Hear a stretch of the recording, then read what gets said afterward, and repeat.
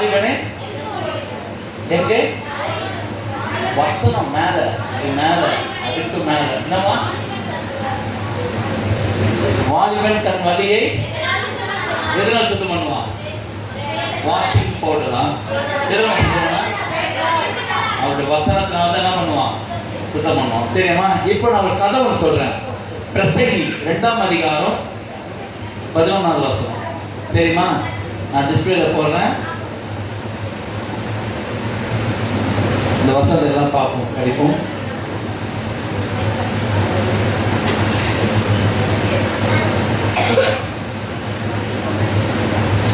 எல்லாம் சவுண்டா படிங்க, சரிங்களா? பிரசங்கி 2ஆம் அதிகாரம் 11வது வசனம். சரியாமா?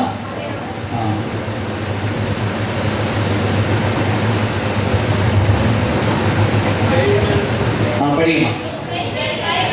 என் கைகள் செய்த சகல வேலைகளையும் நான் பட்ட எல்லா பிரயாசத்தையும் கண்ணோக்கி பார்த்தேன்.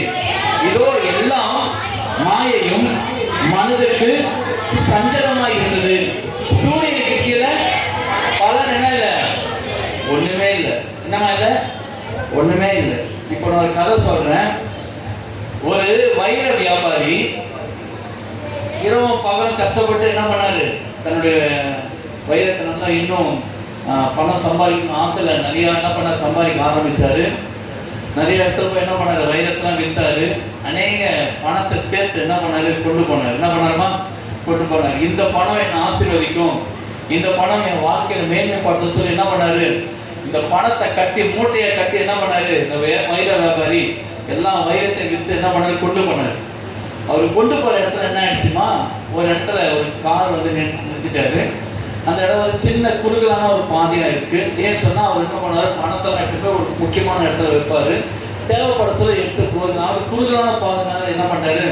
அந்த இடத்துல காரை நிறுத்திட்டு கொஞ்சம் தூரம் அந்த மூட்டையை எடுத்துன்னு நடந்து போகிறாரு. குறுகலான பாதையை தாண்டி போகிற இடத்துல ஒரு நீரோட்டம், என்ன சொல்லுங்க, நீரோட்டம் ஓடினே இருக்குது. கொஞ்ச நேரம் சின்ன நீரோட்டத்தை தாண்டி போனால் ஒரு இடத்த கடந்து போகலான்னு சொல்லிட்டு அந்த நீரோட்டத்தை கடந்து போறாரு. கொஞ்ச தூரம் போனவுடனே தண்ணி அதிகரிக்க ஆரம்பிச்சு. என்ன ஆயிடுச்சுமா? அதிகரிக்க ஆரம்பிச்ச உடனே இவருக்கு ஒண்ணுமே புரியல. பார்த்தா ஏதோ ஒரு இடத்துல வந்து தண்ணி அதிகமாக வர ஆரம்பிக்க இவரால் முன்னாடியே போக முடியல, பின்னாடியே போக முடியல. இவர் கையில் இருக்கிற மூட்டையை விடக்கூடாது சொல்லி அந்த பணம் என்ன கெட்டியா பிடிச்சு கொண்டாரு.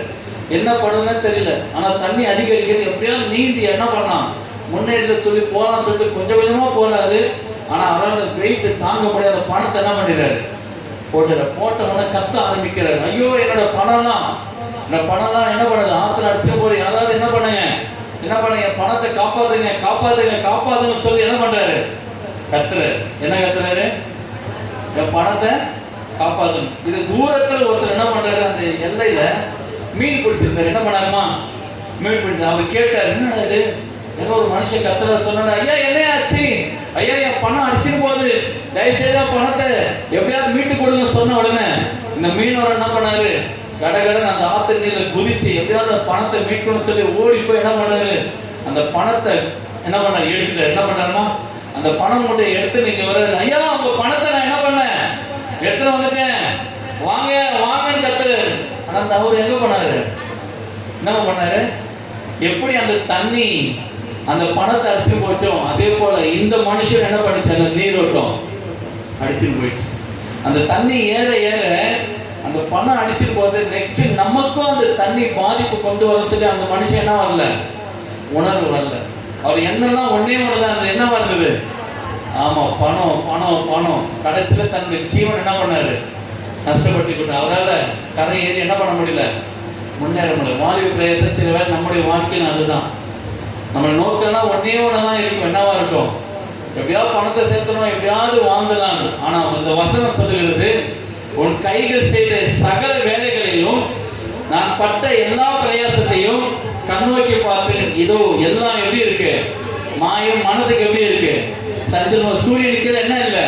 பலன் ஒண்ணுமே. ஆனா நமக்கு இந்த வாலிப பிரயாசத்தை, இந்த வாலிப பிரயாசத்துல ஒரே பலன் தான் உண்டு. என்ன உண்டுன்னா, இந்த வாலிப பிரயாசத்துல உங்க வாழ்க்கையை நீங்க பாதுகாத்துக்க சொல்ல நிச்சயமா இந்த வாலிப பிரயாசம் உங்க வாழ்க்கையில் மிகப்பெரிய ஒரு ஆசீர்வாதத்தை கொண்டு வரும். தெரியாமா?